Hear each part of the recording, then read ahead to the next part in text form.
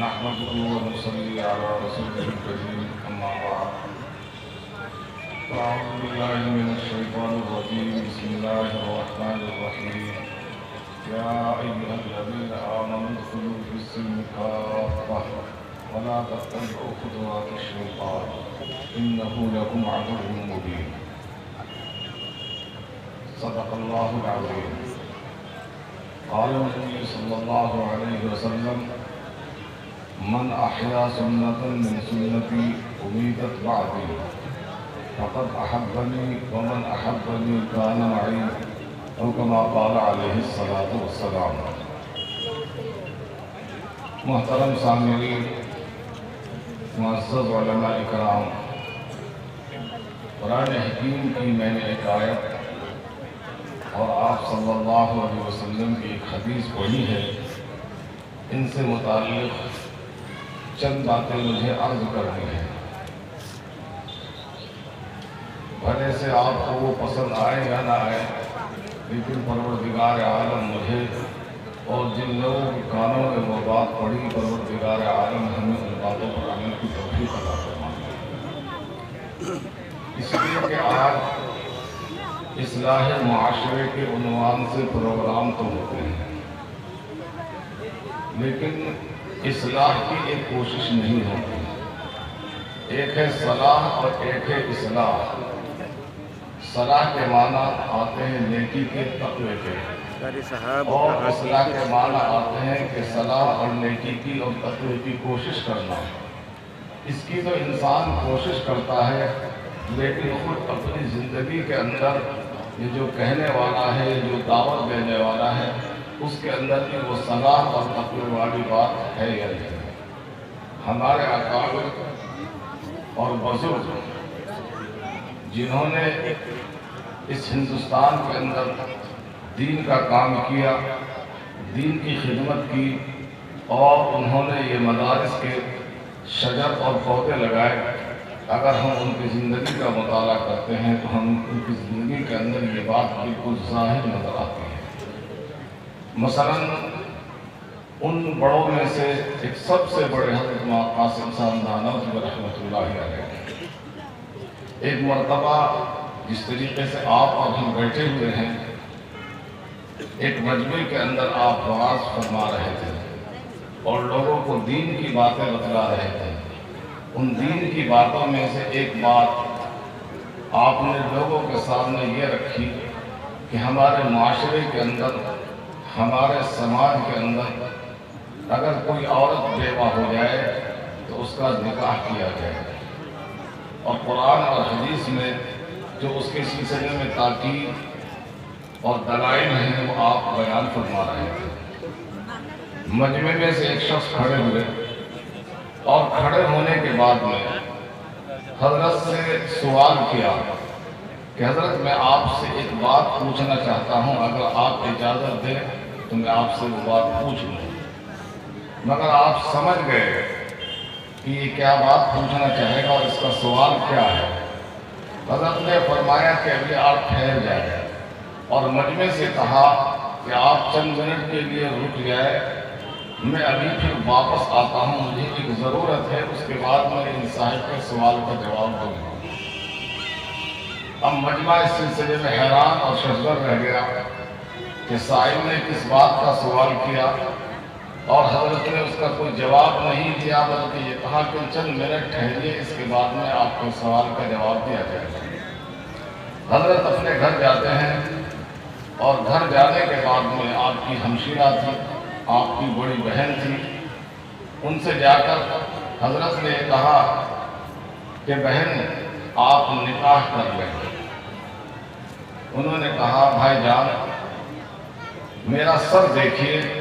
کہ میرے سر کے اندر سفید بال آ چکے ہیں، کوئی بال بھی کالا باقی نہیں رہا، اب بتائیے مجھے نکاح کی ضرورت ہے یا نکاح کی ضرورت نہیں۔ انہوں نے کہا بہن مجھے سب کچھ معلوم ہے، لیکن اگر آپ یہ چاہتے ہیں کہ قاسم اللہ کے نبی صلی اللہ علیہ وسلم کی کسی سنت کو زندہ کرے، اور آپ صلی اللہ علیہ وسلم کی وہ سنت کو لوگوں نے ترک کر دیا، تو آپ میرا مشورہ مان لیں اور میری بات مان لیں۔ چونکہ وہ ہمارے جیسے سماج اور معاشرے کی عورت نہیں تھی، انہوں نے کہا بھائی جان جب آپ یہ بات کہتے ہیں تو میں اس کے لیے آمادہ اور تیار ہوں۔ اس کے بعد میں حضرت نے ایک آدمی کا انتخاب کیا، وہ عالم تھے، ان کی بیوی کا انتقال ہو چکا تھا، ان سے جا کر کہا مولانا میں آپ سے اپنی بہن کا نکاح کرنا چاہتا ہوں۔ انہوں نے بھی کچھ اسی طرح کا جواب دیا، لیکن ان کو بھی آمادہ کیا۔ آپ گھر پہنچے اور جانے کے بعد میں ان سے اجازت لے گئے تھے، اس کے بعد میں فوراً نکاح کر دیا، اور نکاح کرنے کے بعد میں آپ پھر مجلس میں واپس آتے ہیں، اور واپس آنے کے بعد میں پھر آپ بیان شروع فرماتے ہیں۔ جب بیان جیسے شروع کیا، چونکہ معترض تو اپنا پھولنا نہیں سما رہا تھا اور اس کے دل دماغ کے اندر نہ معلوم کیا کیا غبار تھا، وہ کھڑا ہوا حضرت میں اب آپ اجازت دیں تو میں آپ سے سوال کر لوں۔ اس نے کہا کہ ٹھیک ہے آپ سوال کیجیے جو آپ کو سوال کرنا ہے، کہ جس بات کے بارے میں آپ مجھے دعوت دے رہے ہیں یا ہمیں دعوت دے رہے ہیں، پہلے آپ اس کے بارے میں بتائیے کہ آپ نے اس کے بارے میں خود عمل کیا یا نہیں کیا، کہ آپ کے گھر میں آپ کی ایک بہن ہے، آپ نے خود تو اس کا نکاح نہیں کیا، وہ بیوہ ہو گئی تھی اور ہمیں اس کی دعوت دے رہے ہیں۔ حضرت نے کہا کہ میں نے اپنی بہن کا نکاح کر دیا ہے، اور اگر آپ کو یقین نہ آتا ہو تو اسی مجلس کے اندر وہ گواہ بھی موجود ہیں۔ تو ہمارے اکابر اور بزرگوں نے تو یہ عمل کر کے دکھایا۔ تو جو میں نے آقا نامدار صلی اللہ علیہ وسلم کا فرمان پڑھا ہے، اس فرمان کا مطلب یہی ہے کہ وہ انسان کہ جس انسان نے حضور اکرم صلی اللہ علیہ وسلم کی ایک سنت کو زندہ کیا، اور وہ سنت ایسی تھی کہ جو میرے بعد میں ختم ہو چکی تھی، مردہ ہو چکی تھی، اس آدمی نے مجھ سے محبت کی، اور جس نے مجھ سے محبت کر لی اس کے ساتھ میں ہوں گا، یعنی کہ حضور اکرم صلی اللہ علیہ وسلم کی معیت اسے نصیب ہوگی، اور جس کو آقا نامدار صلی اللہ علیہ وسلم کی معیت نصیب ہوگی، دنیا میں اس کے لیے کوئی دقت اور پریشانی ہوگی؟ کوئی دقت اور پریشانی نہیں ہوگی۔ اسی طریقے سے آخرت کے اندر کوئی دقت اور پریشانی نہیں ہوگی۔ تو میرا کہنے کا منشا اور مقصد یہ ہے کہ ہم باتیں دین کی کرتے بہت سے ہیں، سنتے بہت سی ہیں، لیکن ہم ذرا اس کا اپنے گریبان میں منہ ڈال کر دیکھیں کہ جو ہم نے مجمع کے اندر باتیں سنی ان کے اوپر ہم نے کتنا عمل کیا۔ اگر ہم نے ان کے اوپر 100% عمل کیا تو اللہ کا ہم شکر ادا کریں، اور اگر ہم نے ان باتوں کے اوپر عمل نہیں کیا تو ہم عمل کرنے کی کوشش کریں، اور اگر ہم نے یہ کام نہیں کیا تو سمجھیے کہ ہم نے پھر اپنا وقت ضائع کیا اور برباد کیا۔ تو آقا نامدار صلی اللہ علیہ وسلم کا فرمان یہ ہے کہ وہ انسان کہ جس انسان نے میری اس سنت کو زندہ کیا، کہ جو سنت میرے بعد میں لوگوں میں مردہ ہو چکی تھی، ختم ہو چکی تھی، اور لوگوں نے اس کے اوپر عمل کرنا ترک کر دیا تھا اور چھوڑ دیا تھا، اور اس نے اس سنت کو اپنایا، گویا کہ اس نے مجھ سے محبت کی وجہ سے اس نے اس کو اپنایا، اور جس نے میرے ساتھ میں محبت کی وہ جنت میں بھی میرے ساتھ رہے گا اور آخرت میں بھی میرے ساتھ رہے گا۔ اب ہم ذرا ان سنتوں کے اوپر نظر ڈالیں کہ ہم نے کون کون سی سنت کو آقا نامدار صلی اللہ علیہ وسلم کی اپنا رکھا ہے،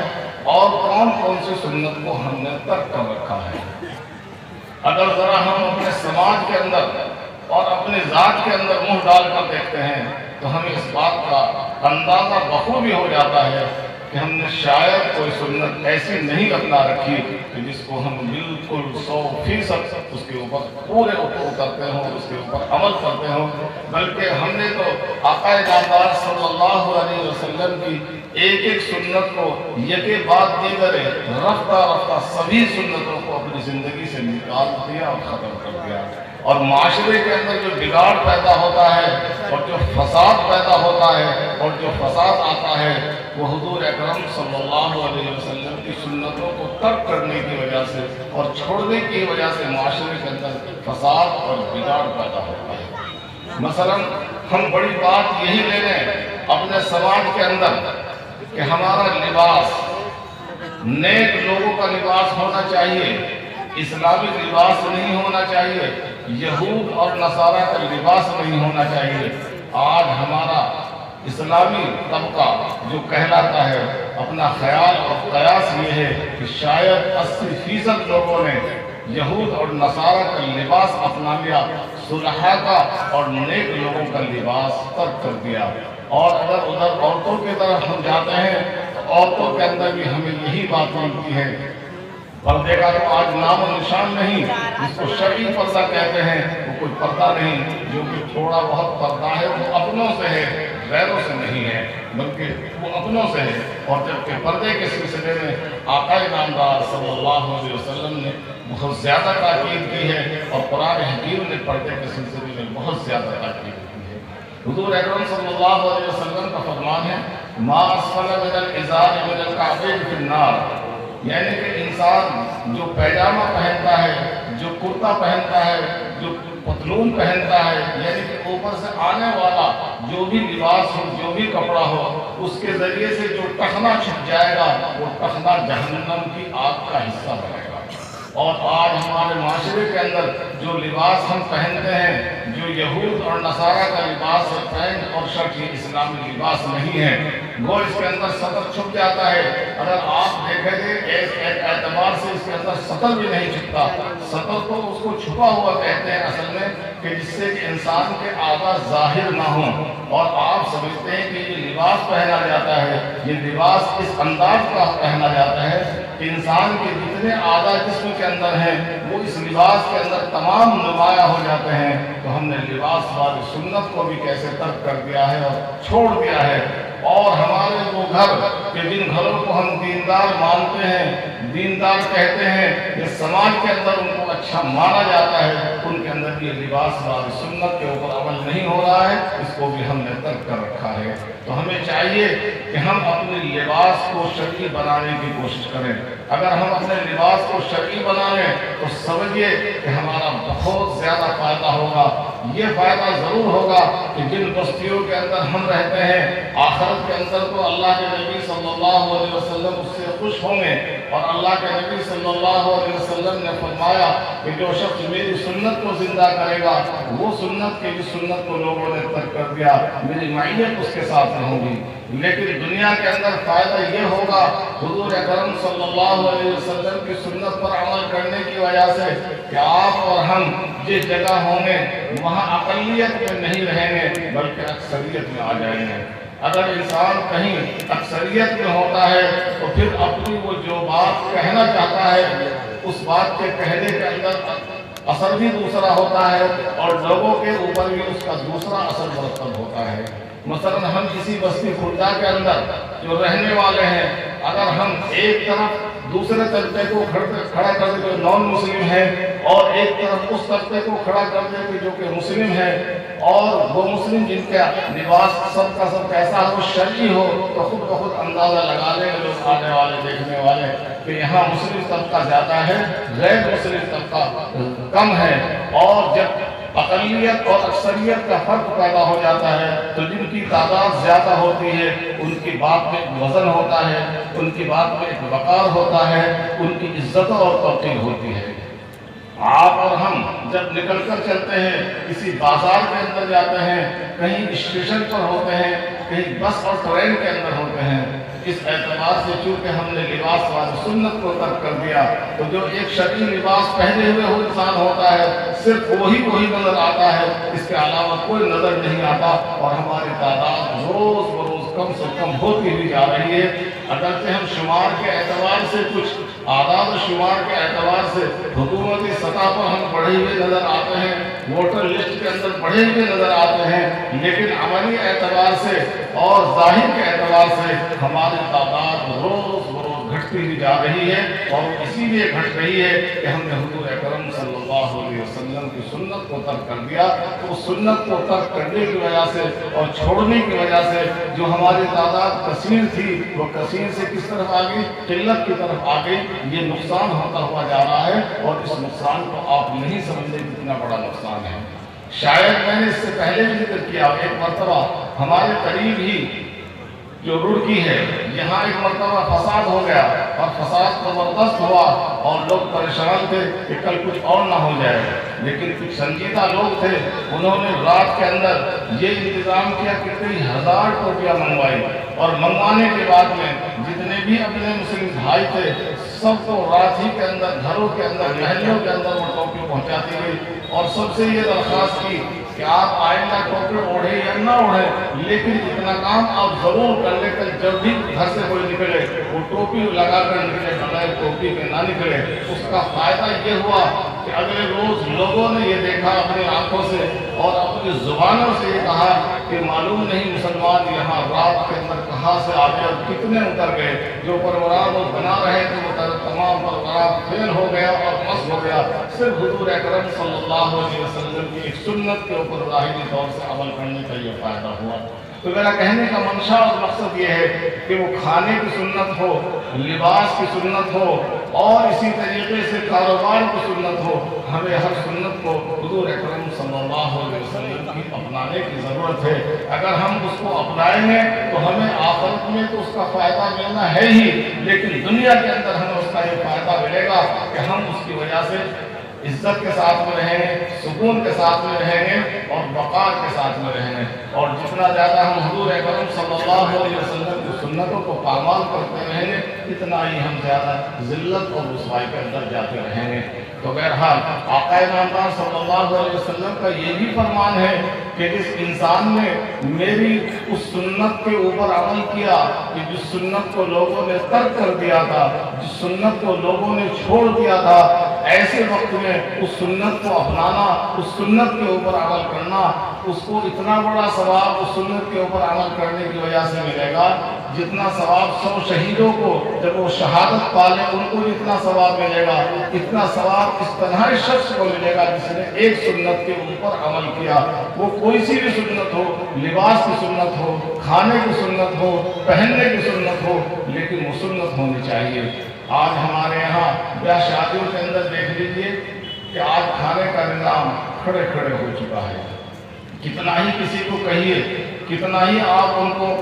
ہوشیار کیجئے اور ان کے ساتھ میں منت اور سماجت کا معاملہ بھی کرتے ہیں، تب بھی ان کی سمجھ میں یہ باتیں نہیں آتی اور وہ عقل سے دور ہوتے ہوئے جا رہے ہیں اور دین سے دور ہوتے ہوئے جا رہے ہیں۔ آج اس کا نتیجہ یہ ہے کہ آج ہم ہر جگہ رسوائی اور ذلت کا شکار ہو رہے ہیں، جہاں دیکھو ہماری بے عزتی ہے، ہماری رسوائی ہے، ہماری ذلت ہے۔ اس کی وجہ یہ ہے کہ ہم نے حضور اکرم صلی اللہ علیہ وسلم کی سنتوں کو پامال کیا ہے، ترک کیا ہے۔ میں نے جو قرآن حکیم کی آیت پڑھی تھی اس آیت کا مفہوم اور مطلب بھی یہ ہے، یا ایھا الذین آمنوا ادخلوا فی السلم کافہ، اے ایمان والو جب تم ایمان کے اندر آ گئے اور مکمل ایمان کے اندر داخل ہو، تمہارا کھانا وہ سنت کے مطابق، تمہارا وضو وہ سنت کے مطابق، تمہارا لباس وہ سنت کے مطابق، تجارت وہ سنت کے مطابق، صنعت و حرفت وہ سنت کے مطابق، اگر یہ سب چیزیں سنت کے مطابق ہوگی تو اس دنیا کے اندر کامیاب ہوگے، ورنہ تو کامیاب نہیں ہوں گے۔ آج صورتحال یہ ہے کہ جمعہ کے روز ہمارا ایک طبقہ جمعہ کی نماز پڑھنے کے لیے آتا ہے۔ میں یہ نہیں کہہ رہا ہوں کہ وہ جمعہ کی نماز پڑھنے کے لیے نہ آئے، بلکہ یہ ہے اور زیادہ اچھی بات یہ ہے کہ جس طریقے سے وہ نماز جمعہ ادا کرنے کے لیے جا رہے ہیں، میری ان سے درخواست ہے کہ وہ نماز فجر بھی اسی طریقے سے ادا کرے، نماز عصر بھی وہ اسی طریقے سے ادا کرے، مغرب اور عشاء بھی وہ اسی طریقے سے ادا کرے، اور پھر دیکھیں کہ انشاءاللہ ہمارے اس ماحول کے اندر کتنی خیر اور برکت ہوگی اور ہمارا ماحول کیسے جلدی دیندار بن جائے گا۔ بہرحال کہنے کا منشا اور مقصد یہ ہے کہ جب ہمارا نوجوان طبقہ یا وہ طبقہ جو کبھی نماز پڑھتا ہے کبھی نماز نہیں پڑھتا، جب وہ مسجد کے اندر آتا ہے تو ایسے وقت میں آتا ہے نماز جمعہ ادا کرنے کے لیے کہ جب خطبہ شروع ہونے والا ہوتا ہے 1 یا 2 منٹ باقی رہتے ہیں، بس کھیلتے کھلاتے ہوئے اور وضو کرتے ہوئے آ کر مسجد کے اندر بیٹھ جاتے ہیں۔ خطبہ اگر سنا تو ٹھیک، نہیں سنا تو ٹھیک، کوئی بات نہیں ہے۔ اس کے بعد میں جیسے ہی امام صاحب نماز ختم کرتے ہیں وہ دعا بھی نہیں مانگتے، ان کو دعا مانگنے کی توفیق نہیں ہوتی اور وہ فوراً مسجد سے نکل کر چلے جاتے ہیں تو یہ بھی تو سنت ہے، وہ نماز سے متعلق سنت ہو، جو نماز سے پہلے کی سنت ہے ان کو بھی ادا کرنا چاہیے، جو نماز کے بعد کی سنتیں ہیں ان کو بھی ادا کرنا چاہیے۔ یہ سنت مؤکدہ ہے۔ آج ہمارے یہاں سنتوں سے اس قدر دوری ہوتی جا رہی ہے، وہ دین سے متعلق ہو، رہن سہن سے متعلق ہو، دوسری چیزوں سے متعلق ہو، آج یہ تمام چیزیں ہمارے یہاں سے ختم ہوتی جا رہی ہیں۔ اور قرآن حکیم یہ کہہ رہا ہے یا ایھا الذین آمنوا ادخلوا فی السلم کافہ، اے ایمان والو تم اسلام کے اندر جو داخل ہو وہ مکمل اسلام کو اختیار کرو، مکمل چیزیں اپناؤ، مکمل چیزوں کے اوپر عمل کرو تو تم کامیاب ہو گئے، ورنہ تو کامیابی مشکل ہے۔ آگے قرآن حکیم یہ کہہ رہا ہے کہ جو شیطان ہے یہ کھلا ہوا دشمن ہے، اور یہ ایسا دشمن ہے کہ اس نے ازل میں حضرت آدم علیہ السلام کے ساتھ میں دشمنی کی، آپ کو جنت سے نکلوایا، اور آج تک یہ برابر مسلمان کا اور انسان کا دشمن ہے، اور یہ آخر تک دشمنی ہی کرتا رہے گا۔ اگر یہ آپ کو کوئی اچھی بات کہتا ہے تو وہ بھی خیر خواہی میں نہیں بلکہ دشمنی میں ہی کہتا ہے۔ بہرحال کہنے کا منشا اور مقصد یہ ہے کہ ہم اسلام کی جتنی چیزیں ہیں ان تمام چیزوں کو اپنائیں، ہم توحید و رسالت کو مکمل قبول کریں۔ نمازوں کا جو ہمارے یہاں سلسلہ ہے، جو تناسب ہے، وہ تناسب تقریباً 10 یا 15% لوگوں کا ہے، جبکہ ہمیں 100% نمازی بننا چاہیے۔ اور جو لوگ نماز پڑھتے ہیں ان کو چاہیے کہ وہ قرآن پاک درست کریں اور صحیح کریں۔ قرآن پاک اگر درست ہوگا، صحیح ہوگا، تب نماز صحیح ہوگی۔ اگر قرآن پاک درست نہیں، صحیح نہیں، تو کبھی بھی نماز صحیح نہیں ہوگی۔ اور قرآن پاک کب صحیح ہوگا؟ قرآن پاک اس وقت میں صحیح ہوگا جبکہ آپ کو قرآن پاک کو پڑھنا سیکھا ہو اور قرآن پاک کو پڑھا ہو، آپ اس کی تلاوت کرتے ہو، تب قرآن پاک صحیح ہوگا، ورنہ تو قرآن پاک صحیح نہیں ہوگا۔ اور یہ جو 10% نماز پڑھتے ہیں ان کو چاہیے کہ وہ اور زیادہ کوشش کریں، جو ان کے متعلق ہیں ان کو نماز پڑھوانے کی کوشش کرے۔ صرف اپنے نماز پڑھنے سے کام نہیں چلے گا۔ قرآن حکیم کہہ رہا ہے یا ایھا الذین آمنوا قوا انفسکم واہلیکم نارا، اے ایمان والو تم پہلے اپنے کو بچاؤ اور پھر اپنے خاندان والوں کو بچاؤ جہنم کی آگ سے، کہ جس کا ایندھن جو ہے انسان اور پتھر ہے۔ تو آج ہم خود تو مسجد میں جا رہے ہیں، لیکن کبھی ہمیں یہ تصور بھی ہوتا ہے کہ جو ہماری بیوی ہے، جو ہماری بیٹی ہے، جو ہمارا بیٹا ہے، وہ نماز نہیں پڑھ رہا ہے، اس کو نماز پڑھنے کے لیے کہنا چاہیے۔ تو قرآن حکیم ایک دوسری جگہ یہ کہہ رہا ہے وَأْمُرْ أَهْلَكَ بِالصَّلَاةِ وَاصْطَبِرْ عَلَيْهَا۔ قرآن حکیم نے یہ کہا کہ اپنے گھر والوں کو نماز کا حکم کرو، اپنے گھر والوں کو نماز کا حکم کرو اور خود بھی اس کی پابندی کرو۔ تو قرآن حکیم یہ کہہ رہا ہے امر کا صیغہ ہے اور امر وجوب کے لیے آتا ہے، یعنی کہ انسان کا اپنے اولاد کو، اپنے ماتحتوں کو نماز کے بارے میں نہیں، صرف جتنے بھی خیر کے کام ہیں، اچھے کام ہیں، ان تمام چیزوں کے بارے میں اپنے گھر والوں کو کہنا لازم اور ضروری ہے۔ اگر ہم اس کے اوپر عمل کر رہے ہیں اور ہم یہ کہہ رہے ہیں تو پھر اللہ کے یہاں ہم سے مواخذہ نہیں ہوگا، اور اگر ہم اس کے اوپر عمل نہیں کر رہے تو پھر اللہ کے یہاں ہم سے مواخذہ ہوگا اور پکڑ ہوگی۔ آگے قرآن حکیم کے اندر لا نسألک رزقا نحن نرزقک، کہ ہم تم سے رزق نہیں مانگتے۔ رزق دینا تو کس کا کام ہے؟ ہمارا کام ہے۔ اللہ ہمیں رزق دیتے ہیں، ہم کیا نام ہے اللہ کو رزق نہیں دیتے۔ اللہ ہمیں رزق دیتے ہیں تو دینے والی ذات کس کی ہے؟ اللہ کی ہے۔ اللہ یہ کہہ رہے ہیں کہ ہم تم سے ان چیزوں کا سوال نہیں کرتے، رزق تو ہم تمہیں دیتے ہیں۔ اور انسان اسی کے اندر زیادہ متفکر رہتا ہے، کبھی وہ کھیتی باڑی کے کام میں لگا رہتا ہے، کبھی وہ تجارت کے اندر لگ جاتا ہے، کبھی صنعت و حرفت کے اندر لگ جاتا ہے۔ اللہ یہ کہہ رہے ہیں کہ رزق ہم تمہیں دیں گے، لہٰذا تو ہمارے بتائے ہوئے طریقے پر چلو، بتائے ہوئے طریقے پر آؤ تو ہم تمہیں رزق کی اتنی دیں گے کہ تم سے سمیٹا نہ جائے گا، تمہارے لیے آسمان سے دروازے کھل جائیں گے اور زمین سے تمہارے لیے خزانے اگل دیے جائیں گے، زمین جو ہے تمہارے لیے خزانے اگل دے گی۔ آج یہ تمام راہیں ہم نے مسدود کر دی ہیں، ہم نے اللہ کے نافرمانی پر کمر باندھ رکھی ہے، جس کا نتیجہ یہ ہے کہ آج ہم رزق سے بھی پریشان ہیں، معاش سے بھی ہم پریشان ہیں، ذلت اور رسوائی کا ہم برابر شکار بنے ہوئے ہیں۔ تو بہرحال کہنے کا منشا اور مقصد یہ ہے کہ ہمیں اسلام کو مکمل اپنانے کی، اسلام کو مکمل اختیار کرنے کی ضرورت ہے، تب تو ہمیں کامیابی ملے گی۔ اور اگر ہم اسی طریقے سے جس طریقے سے ہم زندگی گزار رہے ہیں، آج مدارس کا قیام بھی بہت ہے، مساجد کا قیام بھی بہت ہے، وعظ و تقریر بھی بہت ہو رہے ہیں، اور بہت ساری نیٹ پر اور موبائل کے ذریعے دینی باتیں سن رہے ہیں، لیکن فائدہ کچھ نہیں ہو رہا۔ اس کی وجہ یہ ہے کہ ہم صرف سنتے ہیں، عمل نہیں کرتے۔ جب تک ہماری زندگی کے اندر عمل نہیں آئے گا، اس وقت تک ہمیں فائدہ نہیں ہوگا۔ فائدہ ہمیں اس وقت میں ہوگا کہ جو بھی ہمیں دین کی بات معلوم ہو، ہم اس کے اوپر عمل کریں تو انشاءاللہ نفع ہی نفع ہوگا۔ کوئی ضروری نہیں کہ آپ دین کی مکمل باتیں جانتے ہوں، لیکن جتنی باتیں آپ جانتے ہیں ان کے اوپر عمل ہونا چاہیے۔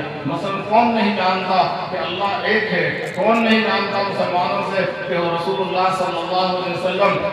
ہمارے پیغمبر ہیں، ہمارے رسول ہیں، اللہ نے ان کو نبی بنا کر بھیجا؟ کون نہیں جانتا؟ نماز کے بارے میں سب لوگ جانتے ہیں، روزے کے بارے میں سب لوگ جانتے ہیں، تو ان کو ہمیں صحیح طریقے سے ادا کرنے کی ضرورت ہے۔ اگر ہم ان کو صحیح طریقے سے اپنائیں اور 100% اپنائیں، 100% ان کے اوپر عمل کریں، تو پھر دیکھیے کہ ہمارا معاشرہ اور سماج دیندار بن جائے گا۔ تو بہرحال کہنے کا میرا منشا اور مقصد یہ ہے، جو میں نے آیت پڑھی تھی اس آیت کا مفہوم یہ ہے کہ ہمیں اسلام کو مکمل اختیار کرنے کی ضرورت ہے۔ اگر ہم اسلام کو مکمل اختیار نہیں کریں گے تو ہمیں کامیابی نہیں ملے گی۔ اگر ہم شیطان کے راستے پر چلیں گے، شیطان ہمیں کوئی صحیح راستے پر نہیں چلا سکتا، وہ غلط ہی راستے کے اوپر چلائے گا۔ تو ہم دعا کی کریں کہ اللہ جل شانہ ہمیں مکمل اسلام کی چیزوں کو اختیار کرنے کی توفیق عطا فرمائے، اور جو باتیں ہمیں دین کی معلوم ہیں 100% پروردگار عالم ہمیں ان باتوں پر عمل کی توفیق عطا فرمائے۔ جو مجھے وقت بتایا گیا تھا اس وقت کے اعتبار سے تقریباً 5 یا 6 منٹ زیادہ ہو گئے، بس میں اپنی بات کو ہی پوری کر رہا ہوں۔